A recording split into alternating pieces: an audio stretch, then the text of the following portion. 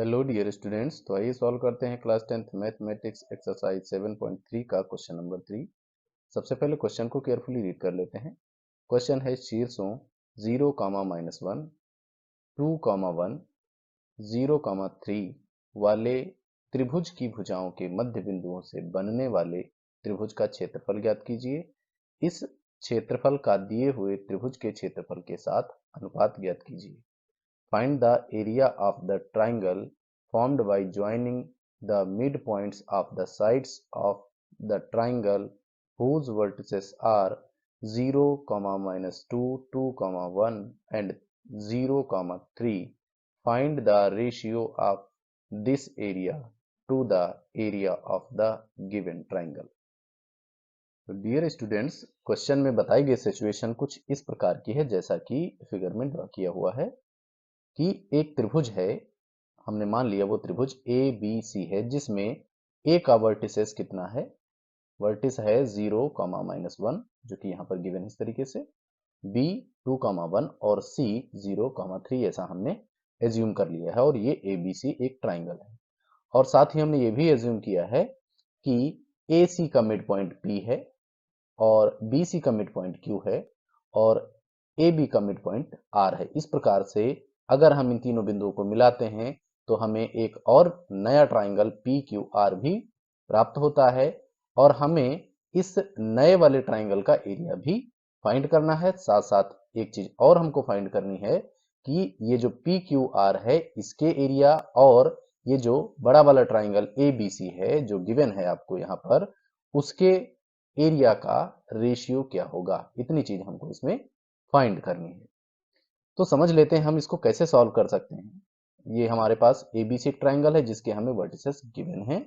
और जब हमें vertices as a coordinate given होते हैं तब हम वहां पर उसका एरिया कैसे फाइंड करते हैं, इसका हम प्रीवियस वीडियोस में सॉल्यूशन कर चुके हैं।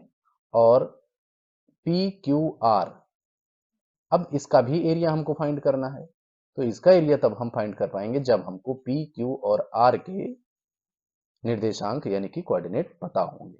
और इनके कोऑर्डिनेट पता करने का हमारे पास फार्मूला पहले से हमें ज्ञात है जो कि क्या होता है, सेक्शन फार्मूला होता है। लेकिन जब किन्हीं दो बिंदुओं के बिल्कुल बीच का पॉइंट जिसके निर्देशांक हमको फाइंड करने होते हैं तो उसके लिए विशेष प्रकार का हमारे पास एक सेक्शन फार्मूला होता है। उसके आधार पर हम यहाँ पर पी क्यू और आर के कोऑर्डिनेट फाइंड कर लेंगे। और जब हमें पी क्यू आर के कोऑर्डिनेट फाइंड हो जाएंगे उसके बाद हम इसका एरिया फाइंड कर लेंगे और फिर ये वाला एरिया फाइंड करेंगे, फिर दोनों का रेशियो निकालेंगे। तो ये रहेगा हमारा पूरा प्रोसेस इस क्वेश्चन को सॉल्व करने का।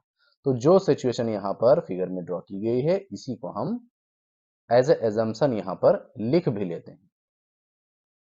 तो यहाँ पर हमने इस सिचुएशन को लिख लिया है कि माना ए बी सी एक त्रिभुज है, ए बी सी एक त्रिभुज है जिसके शीर्ष इस प्रकार हैं। ए वाला है 0, -1, बी वाला है 2, 1 और सी वाला है 0, 3। तो इस प्रकार से इसके वर्टिसेस गिवन है यहाँ पर। तथा हमने ये भी मान लिया है कि पी क्यू आर क्रमशः ए सी बी सी और ए बी के मध्य बिंदु है। यानी कि जो पी है वो ए सी का मध्य बिंदु, क्यू बी सी का और आर जो है वो ए बी का मध्य बिंदु है। इसको हमने यहाँ पर लिख लिया है। अब हमें क्या करना है, हमें इन पी क्यू और आर के कोऑर्डिनेट पहले फाइंड करने हैं तब हम इसका एरिया फाइंड कर पाएंगे। तो इसका कोऑर्डिनेट फाइंड करने का हमारे पास जो फार्मूला होता है उसको यहाँ पर हम यूज करते हैं और लिखेंगे।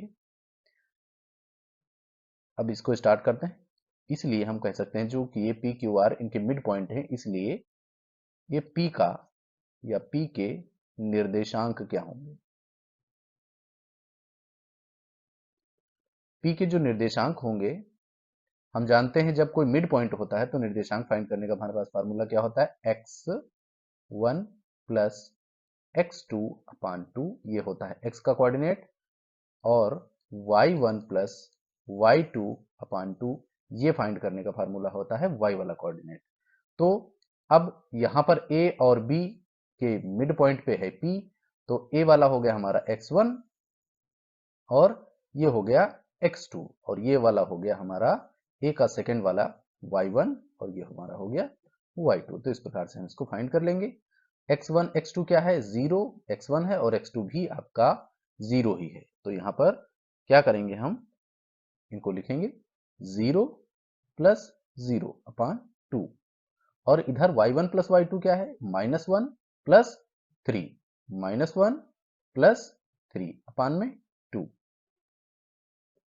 अब ये क्या आ जाएगा, 0 अपान 2, कॉमा इधर क्या रहेगा, माइनस का 1 है प्लस का 3 है, तो 2 अपान 2 आएगा, और सॉल्व करते हैं तो ये 0 आएगा और ये 1 आएगा। तो इस प्रकार से हमें यहाँ पर P के जो कोऑर्डिनेट हैं फाइंड हो गए।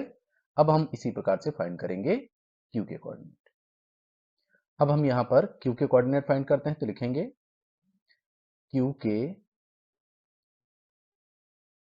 निर्देशांक।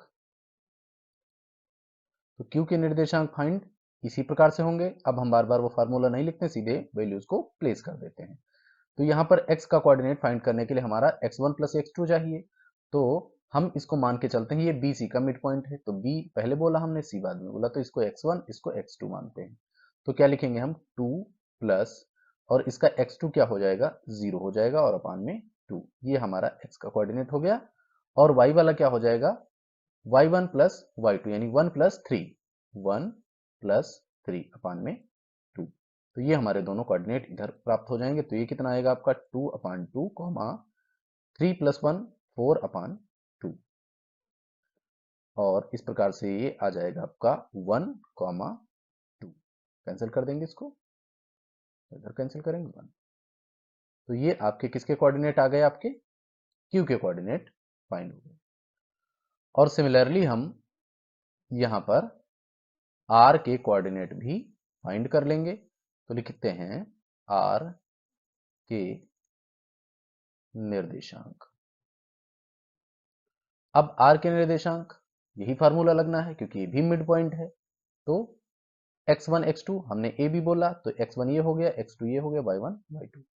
तो लिखेंगे x1 प्लस x2 यानी 0 प्लस 2 अपान 2, कॉमा फिर y वाला लिखते हैं y1 प्लस y2 यानी -1 प्लस y2 भी आपका क्या है, 1 है, अपान में 2। तो ये आपके हो गए R के निर्देशांक। तो 0 प्लस 2, 2 अपान 2, कॉमा इधर क्या हो जाएगा, 0 अपान 2। ये दोनों कैंसिल हो जाएंगे। इस प्रकार से क्या आया, ये आया आपका 1 और ये आएगा 0। तो इस प्रकार से हमें R के भी कोऑर्डिनेट मिल गए। तो स्टूडेंट्स, अब हमारे पास इस पेज में स्पेस नहीं बचा है, तो वीडियो को पॉज करके इतना सोल्यूशन आप नोट डाउन कर लें, और आगे का सोल्यूशन हम नेक्स्ट पेज पर करेंगे। स्टूडेंट्स, हमने यहाँ पर प्रीवियस पेज की इंपॉर्टेंट इन्फॉर्मेशन आपकी सुविधा के लिए यहाँ पर लिख ली है, जिससे कि आगे के सोल्यूशन में ये हमारे काम आएगी और आपके सामने रहेगी, जिससे आप अच्छे से समझ पाएंगे। तो प्रीवियस पेज में हमने क्या किया है कि पी क्यू आर के कोऑर्डिनेट हमने फाइंड किए हैं, जिनको हमने यहाँ पर लिख लिया है। अब ये कह रहा है कि इस पी क्यू आर का हमें एरिया बताइए। तो इसका एरिया फाइंड करने का हमारे पास फार्मूला होता है, जैसा कि प्रीवियस वीडियो में हम देख चुके हैं। तो लिखते हैं हम, इसलिए ट्राइंगल, इसलिए area of triangle P Q are, जिनके कोऑर्डिनेट हमने अभी फाइंड किए हैं, क्या होगा, फार्मूला होता है 1 अपान 2 स्क्वायर ब्रैकेट x1 ब्रैकेट के अंदर y2 minus y3 plus x2 bracket के अंदर होता है y3 minus y1 plus x3 y1 minus y2। इस प्रकार से हमारा फार्मूला होता है उस ट्राइंगल का एरिया फाइंड करने का, जिसके हमें कोऑर्डिनेट गिवन हो। तो यहां पर हमें कोऑर्डिनेट इसके पता है। अब यहां पर थोड़ा एक बार और बात कर लेते हैं कि ये x1 x2 x3 y1 y2 y3 क्या है। तो इसको आप जिस भी क्रम में मानेंगे, जैसे मान लिया हमने कहा कि ये p q r है, तो p के कोऑर्डिनेट को x1 और y1 मानते हैं, q वाले को x2 y2 मानते हैं, और r वाले के कोऑर्डिनेट्स को x3 और y3 मानते हैं। इसको आप दूसरे भी तरीके से लेट करके आप जो चाहे वैसे मान सकते हैं। आप मान लें क्यू से शुरू करें, क्यू आर पी, तो आप उस हिसाब से कर सकते हैं, कोई अंतर नहीं आने वाला है। तो अब यहां पर हम इनकी वैल्यूज को प्लेस कर लेते हैं। x1 हमारा क्या है, p से हम स्टार्ट करते हैं, तो ये हमारा हो गया x1। x1 क्या है, 0, तो यहां पर क्या लिखते हैं हम, 0, और ब्रैकेट के अंदर y2 है। y2 हमारा क्या है, y2 हमारा वाला सेकेंड वाला हो गया, y2 यानी 2 माइनस y3, y3 आपका क्या है, 0, तो y3 हुआ आपका 0 प्लस x2, x2 आपका 1 हुआ, 1 कॉमा y3, y3 आपका 0 है, माइनस लगाएंगे फॉर्मूले वाला, y1, y1 आपका है 1 प्लस x3, x3 आपका क्या है, 1 है, y1, y1 1 है, ये रहा, माइनस y2, y2 आपका कितना है, 2 है, ब्रैकेट क्लोज्ड, 1/2। अब यहां पर आप देखिए 0 और यहां पर 2 माइनस 0 होगा, अंदर 2 रहेगा, और 0 से मल्टीप्लाई होगा तो 0 ही हो जाना है। अब यहां पर देखिए 0 माइनस 1, तो कितना रहेगा अंदर, -1, और बाहर कितना है, +1, तो +1 और -1 का जब मल्टीप्लाई होगा तो प्लस माइनस, माइनस का 1 आएगा यहां पर, और यहां पर स्थिति क्या रहेगी, बाहर +1 है और अंदर जब हम इसको सिंप्लीफाई करेंगे तो यहां पर बचेगा हमारे पास -1, तो +1 और -1 की जब मल्टीप्लाई होगी तो कितना आएगा, ये भी -1 आ जाएगा, इक्वल टू 1/2। अब यहां पर इसको जोड़ लेंगे तो कितना हो जाएगा, मल्टीप्लाई में -2, इसे और इसे कैंसिल करेंगे, ये आ जाएगा -1 यहां पर। अब 1 इंटू -1 इक्वल टू आएगा -1, ये आपका एरिया है। चूंकि एरिया आपका ऋणात्मक नहीं हो सकता है, तो हम इस 1 की वैल्यू को माइनस के बजाय प्लस में एक्सेप्ट करते हुए लिख सकते हैं, इसलिए area of triangle P Q R equal to 1 square unit या वर्ग मात्रक। तो इस प्रकार से हमें पी क्यू आर का एरिया कितना मिला, 1 वर्ग मात्रक मिला।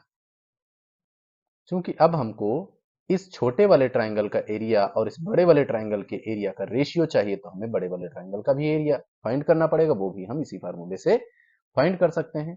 तो अब लिखेंगे area of triangle A B C equal to, formula वही रहेगा तो हम फार्मूला नहीं लिख रहे हैं, सीधे वैल्यूज को प्लेस करेंगे। तो हमने क्या कहा यहाँ पर, ए बी सी, ए बी सी, तो यहाँ पर ये ए वाले के coordinate x1 x2 x1 y1 हो गए, x2 y2 हो गए, और x3 y3 हो गए। अब इसी हिसाब से हम इनको प्लेस कर लेते हैं, तो वैल्यूज को यहाँ पर प्लेस करेंगे। x1 हमारा क्या है, 0, ब्रैकेट के अंदर y2 y3, तो y2 आपका हुआ 1 माइनस y3 3 हुआ, प्लस x2 आपका क्या हुआ, b वाला 2, अंदर ब्रैकेट में y3 माइनस y1, तो y3 आपका है 3 माइनस y1 क्या है, y1 आपका है -1, तो इसको इस प्रकार से लिखा जाएगा y1 प्लस x3 आपका हुआ c वाला 0, ब्रैकेट के अंदर y1 है -1, फिर फार्मूले वाला माइनस लगाइए, फिर क्या है y2 आपका कितना है, 1 है। तो इस प्रकार से हम वैल्यूज को प्लेस कर लेंगे। अब हम इसको सिंप्लीफाई कर लेते हैं, 1/2।